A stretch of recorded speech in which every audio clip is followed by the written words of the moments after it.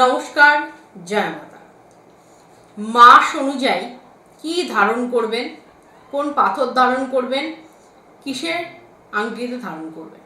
জানুয়ারিতে অবশ্যই সূর্যের প্রভাব বেশি থাকে, তাই আমাদের চুনি ধারণ করা উচিত এবং অবশ্যই সোনায় ধারণ করা উচিত। ফেব্রুয়ারি মাসে যাদের জন্ম তাদের চন্দ্রের প্রভাব ভালো থাকে, তাই চন্দ্রের প্রভাব থাকায় তাদের মুক্তো ধারণ করতে হবে, অবশ্যই রূপোয় ধারণ করতে হবে, আংটি করে পরতে হবে। এটা যাচ্ছে জন্ম মাস অনুযায়ী যাদের ভাগ্য। মার্চ মাসে অবশ্যই কিন্তু বৃহস্পতির প্রভাব থাকে, তাই মার্চ মাসে বৃহস্পতির প্রভাব থাকায় টোপাজ ধারণ করুন সোনার আংটিতে।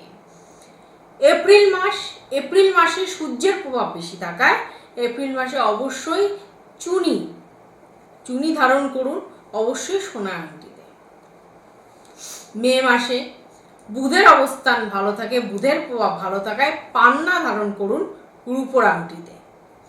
জুন মাসে শুক্র ভালো থাকে এবং শুক্রের অবস্থান ভালো থাকায় হিরে আপনারা সোনার আংটিতে ধারণ করুন। জুলাই মাসে অবশ্যই শনির অবস্থান ভালো থাকে এবং শনির অবস্থান ভালো থাকে আপনার নীলা ধারণ করুন সোনার আংটিতে। আগস্ট মাসে বৃহস্পতি ভালো থাকার জন্য পোগরাজ ধারণ করুন সোনার আংটিতে এবং সেপ্টেম্বর মাসে বুধের অবস্থান ভালো থাকার জন্য অবশ্যই পান্না ধারণ করুন আপনারা রূপোর আংটিতে। অক্টোবর মাসে জন্ম হলে অবশ্যই আপনারা কিন্তু সূর্যের অবস্থান ভালো থাকায় চুনি বা নীলা, অর্থাৎ মঙ্গল শনি দুটোই ভালো অবস্থানে থাকে, চুনি বা নীলা যেটা আপনাদের ইচ্ছা সোনায় ধারণ করতে পারেন। নভেম্বর মাসে চন্দ্রের অবস্থান ভালো থাকায় মুক্ত রূপোয় ধারণ করুন।